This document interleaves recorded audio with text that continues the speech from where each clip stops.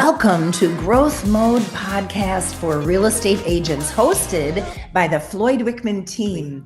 You know, you can either do it alone or bathe your mind with the inspiration of others.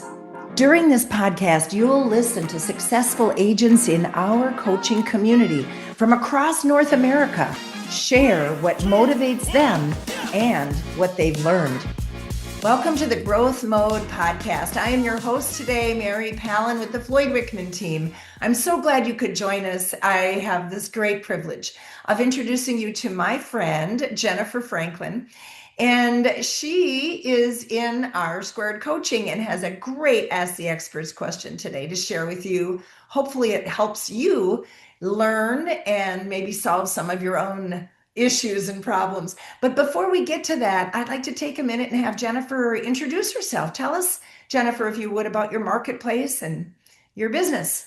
Great. Well, I've been a realtor for about 11 years now in the Raleigh, North Carolina market.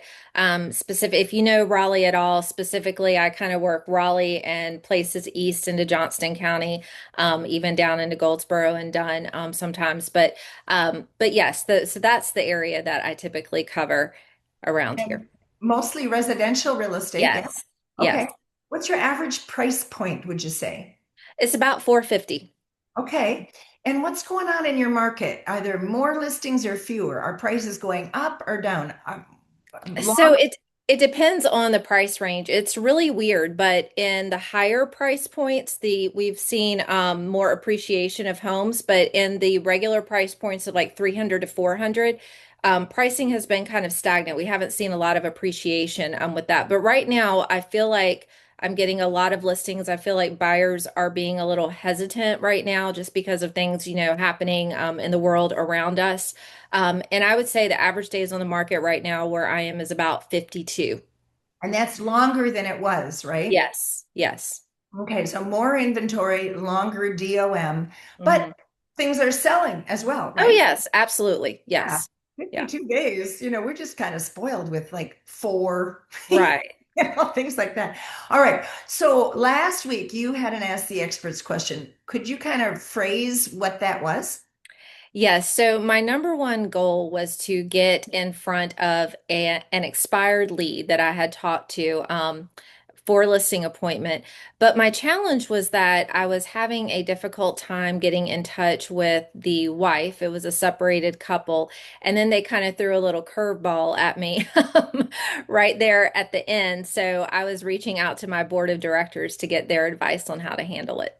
All right. So what were the challenges you faced? You had a conversation with this Mrs. Seller, right? Yes. So when I first called, she answered and we had a great conversation. She said that they were still ready to sell the house and that they were interviewing agents and would love to talk to me. And I said, great, and started to set up the time. And she said, well, my husband is still living in the house. I am not. So we need to work around his schedule. So I then texted both of them, telling them we'd had the conversation.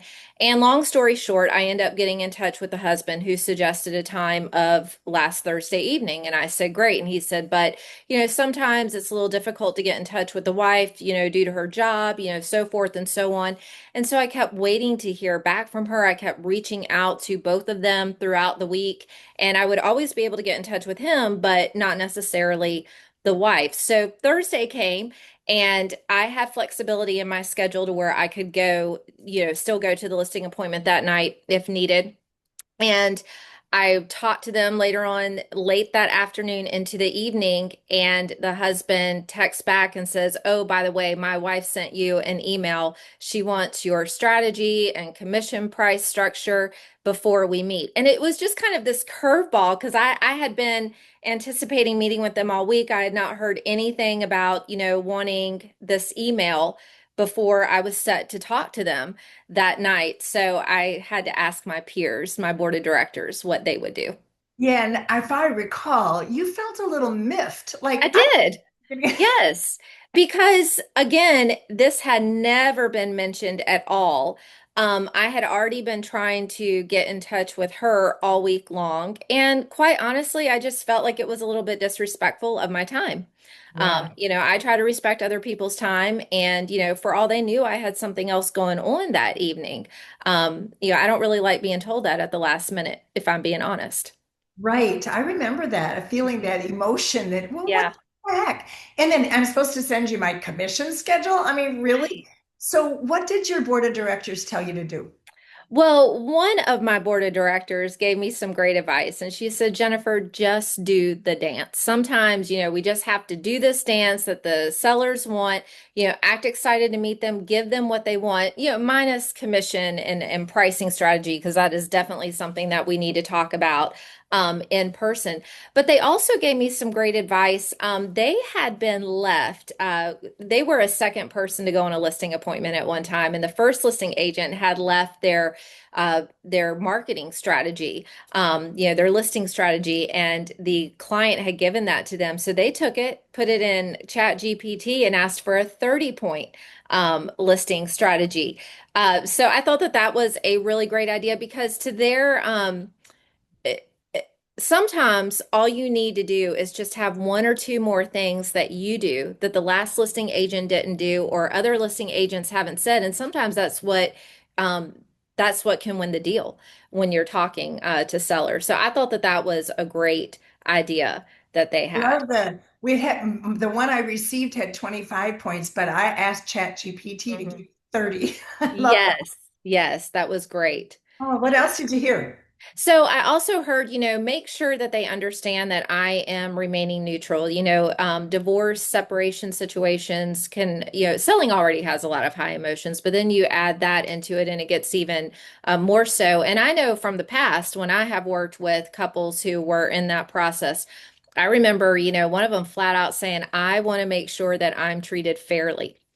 And so part of that was reiterating, I'm Switzerland. This is going to be neutral. When I send you information, I'm going to text it to both of you at the same time. I'm going to email both of you at the same time. And, sending a video to both of them at the same time, which we heard, back in November when we were in Ohio. And I always thought that that was a great idea because that way, they're hearing what you're saying at the exact same time. There can be no questions asked, well, why did you tell him this and not me? Or why did you tell her this, and not me? It was also suggested to maybe meet the husband at the house and do the walkthrough and then meet both of them in a neutral location because it was brought up, and this is so true. Sometimes when you're the spouse that doesn't live in the house anymore, when you go back to the house, it can be kind of emotional, especially if it's not being kept up the way that you would have kept up. So that was great advice as well, which and I'll get to what I did in a second, but I did make sure, to put that type of language in.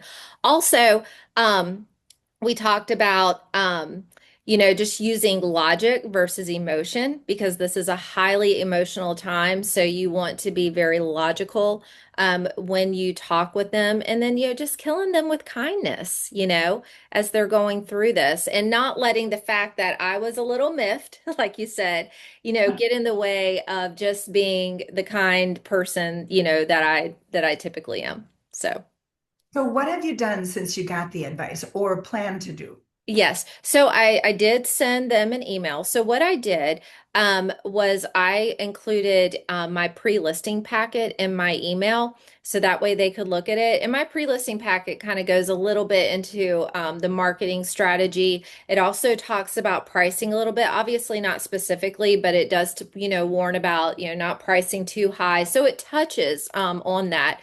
I did say, in there that as far as commission structure goes, that is something that we need to talk about in person because it's going to depend on the options that you choose.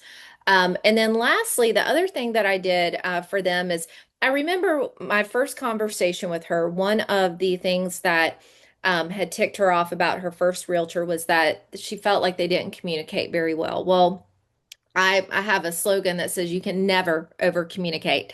So what I do with my sellers, and I'm sure many, realtors do this, is I will send out a weekly update. Even if I don't have an update, I still send a weekly update.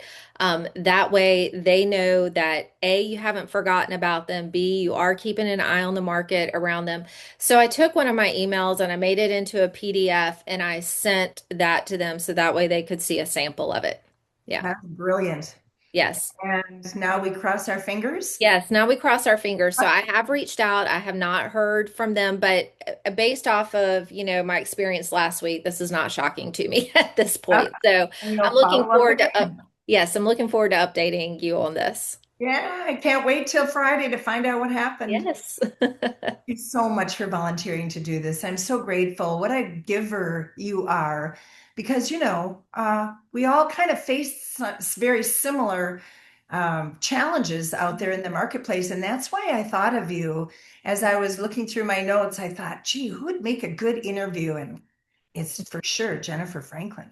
I love it. Thank you. Thank you, Mary. Thank you for having me. It's a All right. pleasure.